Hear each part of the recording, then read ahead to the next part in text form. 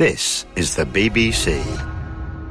This podcast is supported by advertising outside the UK. Thanks for downloading the In Our Time podcast. For more details about In Our Time and for our terms of use, please go to bbc.co.uk/Radio 4. I hope you enjoy the programme. Hello. If it wasn't for the poet Andrew Marvell, it's unlikely that we would have the later works of John Milton, Paradise Lost, Paradise Regained, and Samson Agonistes. Milton spent the English civil wars as a prominent political pamphleteer and apologist for Oliver Cromwell. When the monarchy was restored in 1660, he was put in prison, and it was only Marvell's intervention that saved Milton from execution. By then, Marvell argued, Milton was old and blind and posed no threat to Charles II, and really he was a classicist and a poet. But as a younger man, Milton had been an activist and propagandist for a radical and intolerant regime. He wrote in passionate defence of liberty, he detested bishops. Most dramatically for his time, he demanded that the state serve its people rather than the people serve the state. Yet he was an uncompromising elitist who despised the herd confused. With me to discuss the political life of John Milton are John Carey, Emeritus Professor of English Literature at Oxford University and co-editor of Longman's edition of Milton's Complete Poems, Lisa Jardine, Professor of Renaissance Studies at Queen Mary, University of London, and Honorary Fellow of King's College, Cambridge, and Blair Worden, Professor of Early Modern History at the University of Sussex, and author of Roundhead Reputations, The English Civil Wars, and the Passions of Posterity.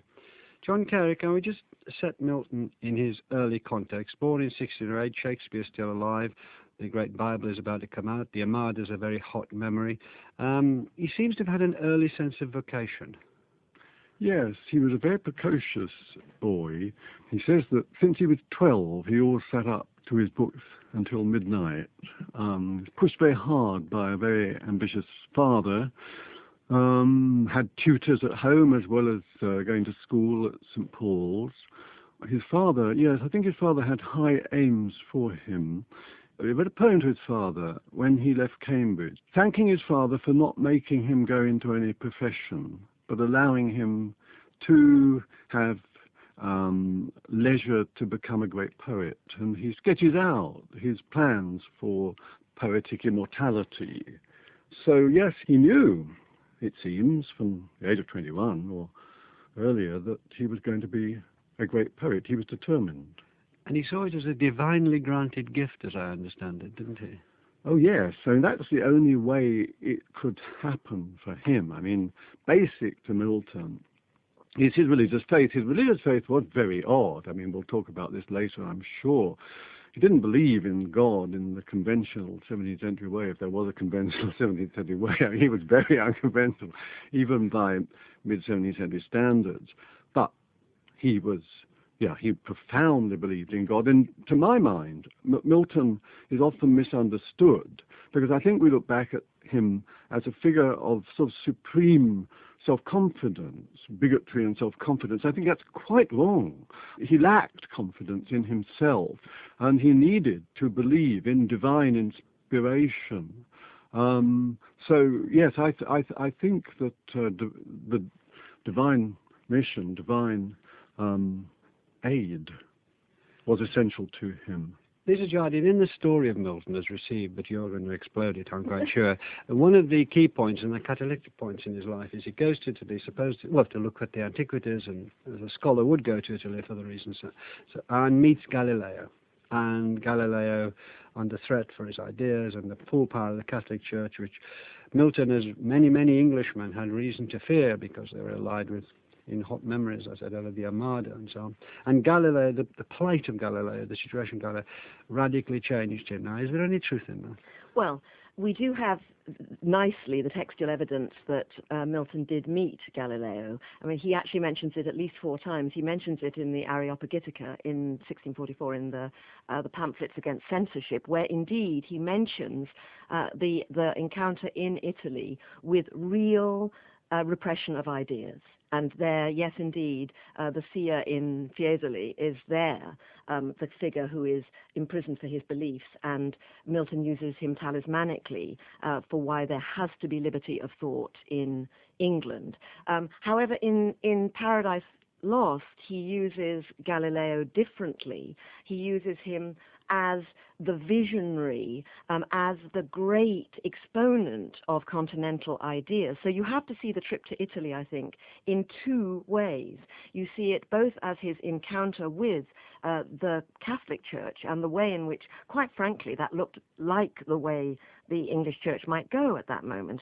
On the other hand, it's the great explosion of humanistic ideas, of art, of an encounter with a richness of access to antiquity, classical ruins lying around, which was something for Milton that was completely new. And following on from John's beautiful characterization of how Milton was at Cambridge, imagine an undergraduate of rather austere personal beliefs with a passion for the classics, and he goes off to Italy, and there it is, richly all around him, and somehow it's richly all around him in a way that is not out of bounds. People are living it who have beliefs that are not repressive, are not Catholic. I think there's a real doubleness about that trip to Italy, which we could track all the way through Milton's subsequent life. The richness of the classical experience against the repression of the Catholic Church.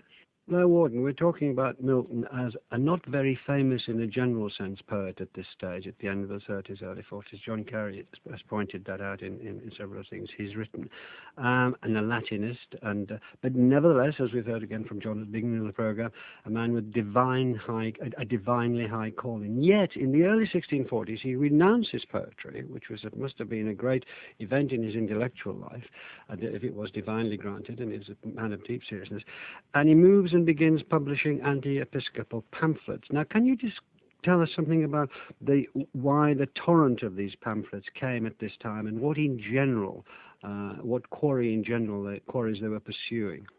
Well, it's a momentous step for him, the change. He comes back from Italy, that very exciting time that Lisa Jardine described, with, I think, a heightened sense of and confidence in his own powers as a poet. He's full of ideas for the epic poem that he wants, national epic poem that he wants to write, and he has a great sense, which so many poets of his time had, of the power and the duty of poetry to educate and reform the nation and its leaders, to, as he says, to breed and cherish in a great people or nation the seeds of civility and public virtue. But it can't do it overnight.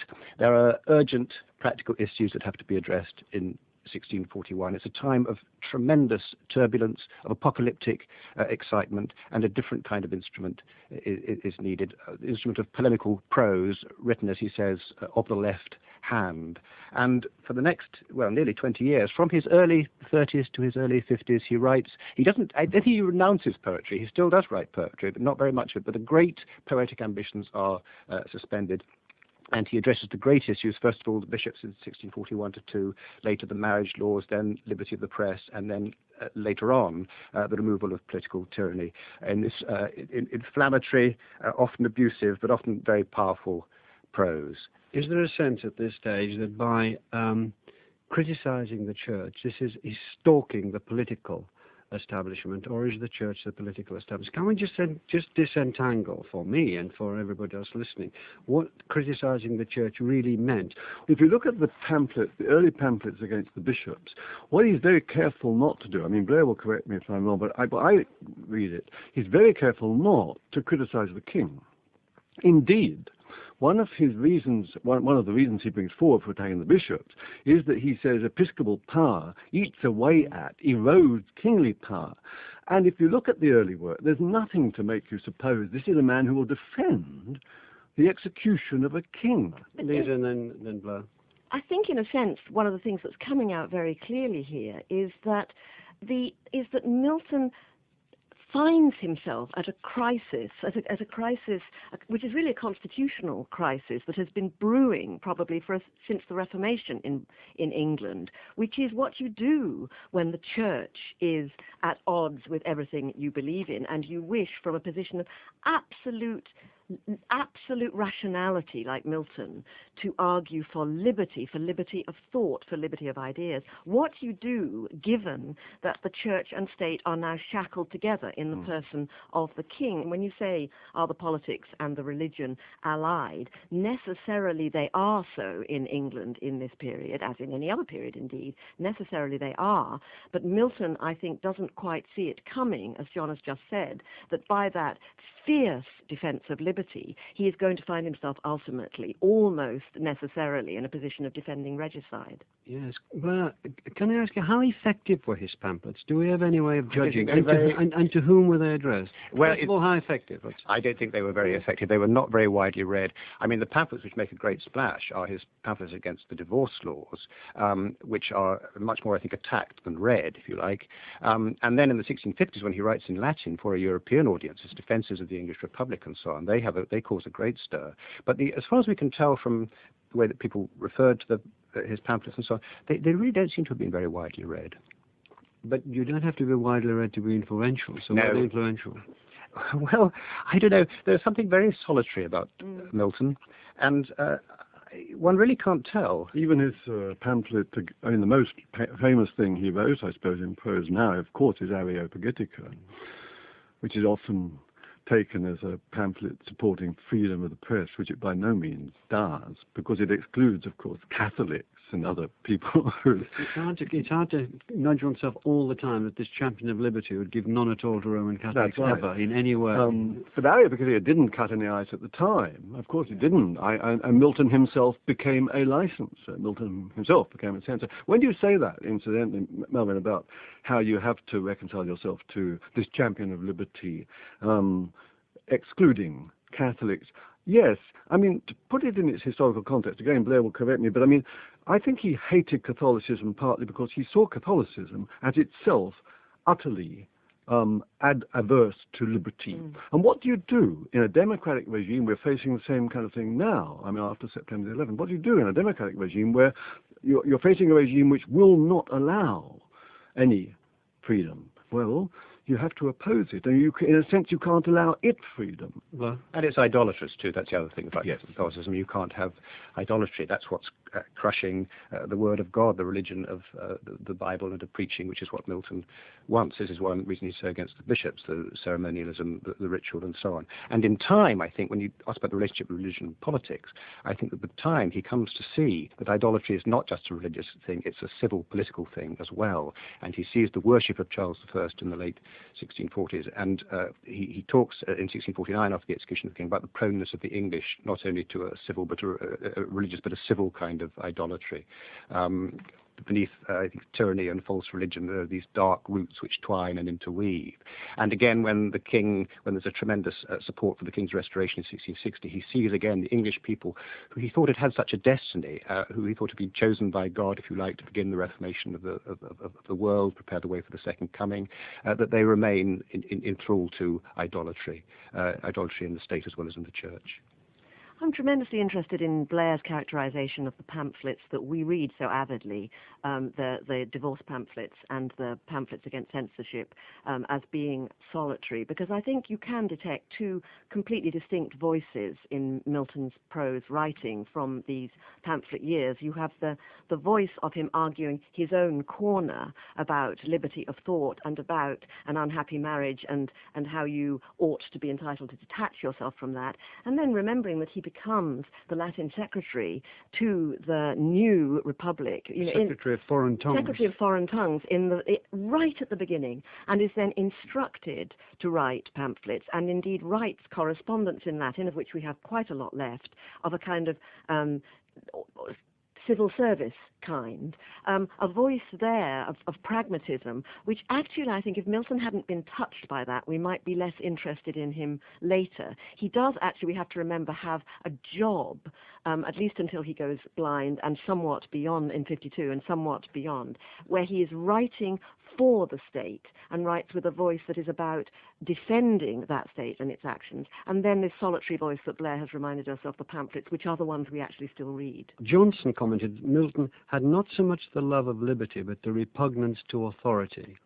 Yes, I suppose it's true. It's a very shrewd remark, because liberty in its full sense. I mean, you can do what you like. Milton hated, of course, because that would include idolatry and all the other things that he found deeply antipathetic. In the response to the divorce tracts that Blair's talked about, what seems to have annoyed him most was not those who thought to defend divorce was shocking, the orthodox response, but those who thought it was a great idea and went on to practice promiscuity. He writes a sonnet about the popular readers of the divorce tracts, and he calls them owls and cuckoos, asses, apes and dogs. I mean, that's his idea of the popular reader and of the sectarian, who just takes it too far. So that will, you might say, be liberty, and yet he hates it. He calls it license, and he distinguishes in that sonnet between license and liberty. And yet he was called licentious for those pamphlets. I mean, that's what's so... I mean, he may have been single-minded, but there were certain confusions in his own position. Well, you were going to come in. Well, yes, I mean, Milton talks a great deal about liberty, and I think it's easy to misread him and think that he means by liberty what we mean by liberty. He means something really very different. He doesn't mean, if you like, the right to do what you like. That's license. Liberty is really a condition of the soul. It's achieved when the soul is purged of those passions and lusts which enslave it, and you have to answer that with a philosophy and practice of self-discipline, frugality, chastity, etc. Only good men love liberty, the rest love license. What I think does make him seem one of us is his insistence on freedom of choice, that we each have a responsibility for our own destiny, in which no government or church has the right to take it away from us. And we define ourselves in our lives by the choices that we've made, by the choices that God has given us and left free for us. Life is full of choices, trials, temptations, the theme of his great poems. This is why he hates the Orthodox Calvinist view of predestination, which condemns millions of souls to eternal perdition in advance. God gives us the choice to turn towards him or against him, and we're alone in that choice, and we must draw on the full resources of our humanity, dignity, reason, virtue. I think that's very important, and I think what the word I would take out of that as key in Milton for me is oddly not liberty but reason, because when he later chose to write his great poem about the fall of man, he chose it because he saw that as the point in human history when reason was lost. Before the fall, they were reasonable, and if you think of his attitudes to almost anything, they're very reasonable. Attitude to kingship is ludicrous. Why should a man who happens to be born in a particular family be thought fit to rule? Milton said, the man who is fittest to rule is a man who shows himself fit. A man, he believed in meritocracy. That's what drew him to Cromwell, not Charles I. You look at Paradise Lost, an amazing poem. He said he's going to justify the ways of God to men. I mean, Calvinists would have had a fit. Justify what right has human beings got to justify or even question the ways of God? Milton said they're reasonable. We are reasonable creatures. God must be reasonable too. So it's a reasonable enterprise. So yeah, reason is vital to him. Yes, and it's not just ratiocination as it means for us. It's a divine light within us. God gives us our reason. Yeah. Lisa, Johnny, can I just turn this a little bit? We have very much the view that if you're a propagandist, you can't be an artist, and particularly not the holiest of holies, a poet. And yet Milton was a propagandist. As the Secretary of Foreign Tongues, he's employed because he is such a good Latinist, and all over Europe, after the execution of Charles I, in all the royal families and the royal states over Europe, everybody's very, very worried. Is this going to spread? And they attack it. And he is employed and told to attack back and thus defend the killing of the king, regicide. Do you see this as a perversion of purpose? Do you see this as a hypocrisy? How do you see it? Well, I mean, that's how, as it were, in our critical selves we see it. But the way that he writes about it, when he writes letters to friends in the same period, to intellectual friends, is it's a job with a purpose, and the reasonableness of the enterprise, the fact that this republic is going, he really believes with absolute passion, is going to yield the sort of state that in which a man can have real liberty, real ability to live his life freely in that sense that Blair just beautifully characterized to us.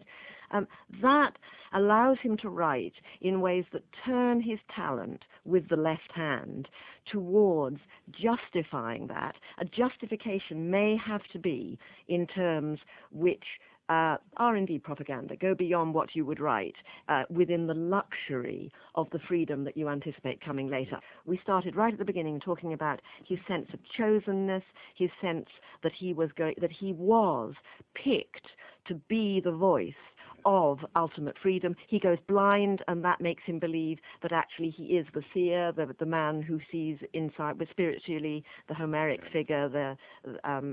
So I think he wrote with his left hand. He wrote pamphlets that make us queasily aware that you can convince of cases that you may not have been fully committed to, but you felt were necessary in the long run. But with your right hand, you're going to go on writing from the fullness of the liberty that will ultimately give. Does that square for you? Yes, well, the sort of post-romantic view of poetry gets in our way here. I mean, the idea that poetry should somehow be above politics, that it's contaminated if it deals with the real world, this would have been unintelligible to the Renaissance. Poetry was for use, education, and application. And sometimes Milton writes in prose, sometimes he writes in poetry for an immediate political purpose. His sonnet to Cromwell in 1652 is saying, here we have a particular crisis in the relations between church and state. This is the way in which you must act. In the century and more before Milton's time, there had been a whole series of great statesmen who'd also been great poets. You couldn't imagine that today. Poetry it's like religion, as John Carey said. It has to do with the real world, the practical world. I have to break from that a bit, I'm afraid. Well, it seems to me that what Milton had to do desperately at the end of the 1650s was quell his reason in some way. The fact is, he was not going to write great poetry with his reason. What he wrote with his reason was the defence of the English people, and the second defence, for heaven's sake. They're not great poetry, that's for sure. No one reads them now unless they're paid to. What he had to do was find a way of quelling his reason. He found a very extraordinary way. He wrote in his sleep. Paradise Lost is a poem written in his sleep. It's the only great English poem, apart from Kubla Khan, written in sleep. No, it's a fact, of course. I mean, it's absolutely, he says so in the poem. His widow said what happened was that he slept, and he woke up with 20 or 30 lines of verse in his head, and he dictated them. Then he knocked them into shape. And he says it came from the heavenly muse, Urania, and begs her to continue to inspire him. He cut himself off from reason in a remarkably efficient way. And deeply Freudian, of course, it meant that he tapped into his unconscious. It's a poem for the unconscious. That's why it's such a wonderful mess. That's why it isn't a political poem where the king is wrong. The king is God. The rebel, Satan, is a fascinating figure Blair says he wasn't a romantic poet. Well, the romantic poets thought he was and drew a lot of their inspiration from him. Blake said he was of the devil's party, They were fascinated by this first great anti-God figure who was a hero. So it was all done by putting his reason away somewhere, or using it only at a later stage when he had to make amendments to what God or the muse had given him.